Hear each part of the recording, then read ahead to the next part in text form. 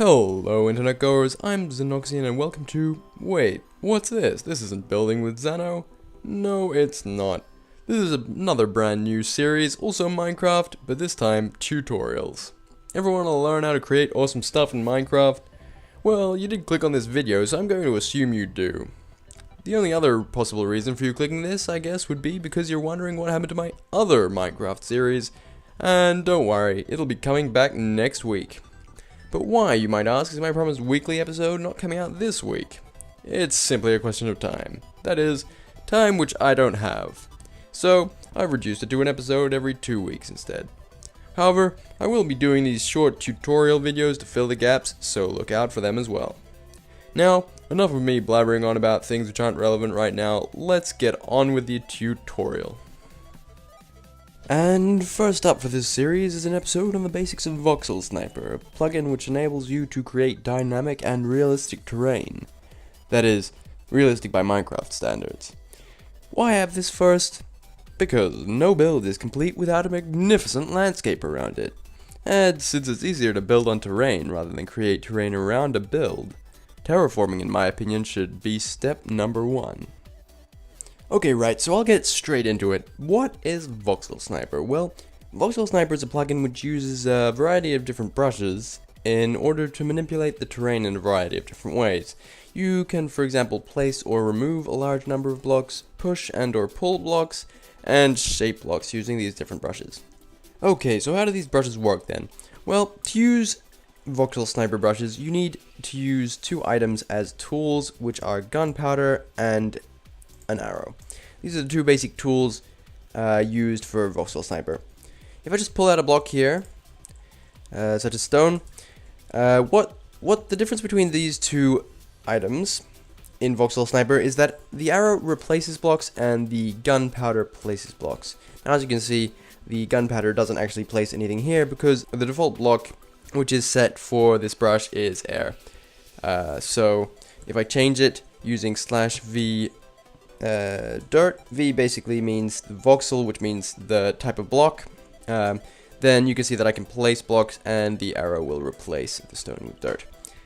So for the brushes I'm going to be showing you today, these 2 actually have mostly the same effect, but with certain brushes which I will be showing you in the future, they do quite different things in terms of place and replacing blocks. Now, there are many ways to modify brushes, one of which you saw a second ago where I used the /v command to change the block type. Now the simplest one is just that, you do /v and then the block you want, for example stone. The other one, which is one of the most basic ones, is /b, which gives you the size of the voxel you're placing.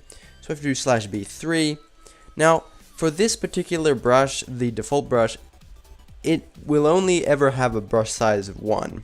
But if I change to a brush such as the Voxel Brush, which you can obtain by using the command bvm, then you can, as you can see on the side there, it says the brush size is 3, the brush type is voxel, and the performer is material. Now, as you can see, if I click, it'll place a voxel, which is basically a cube, with the radius of 3. And I can also undo this voxel by doing /u. For this episode, I'm only going to be covering 3 of the most basic brushes for placing and removing a large number of blocks in different shapes. The first one is the one I showed you just a second ago, which is the Voxel Brush, which is BVM.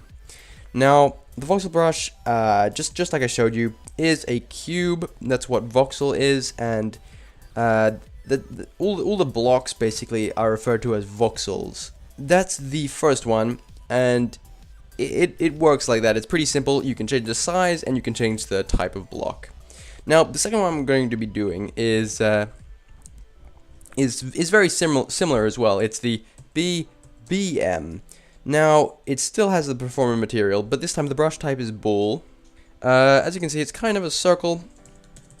If I just go and get rid of that quickly, so that's what that is. It's the same as the voxel brush, but it places more of a circular spherical shape.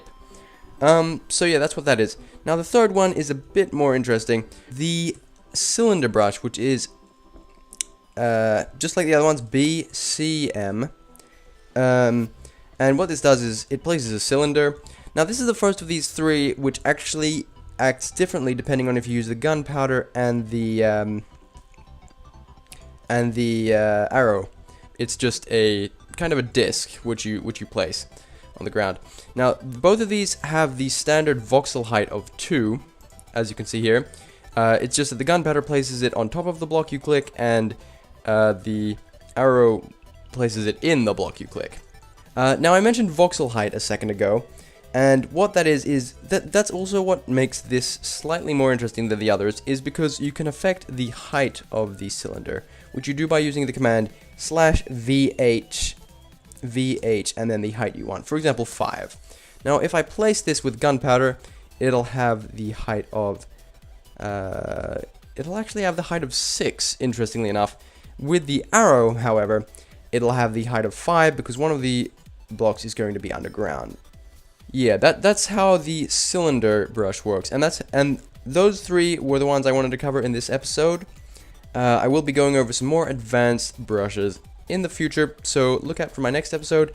Just want to thank you all for watching. If there was anything you didn't understand or anything you want to recommend me doing a tutorial for in the future, be sure to let me know in the comments below. Thank you very much for watching. Once again, I'm not sure if I said that just a second ago, but now I'm saying it again. Goodbye. Hey guys, so this is me, and I know what you're thinking. That camera is pretty terrible. Well, I mean, of course it is. It's my built-in one. So, yeah, that was my first tutorial video. I hope you liked it. If you didn't, if you hated it, you better tell me why in the comments below so I can do better next episode. Anyway, being a new series, support is very much appreciated, so please like, comment, and/or subscribe. That's all I wanted to say for now. See ya!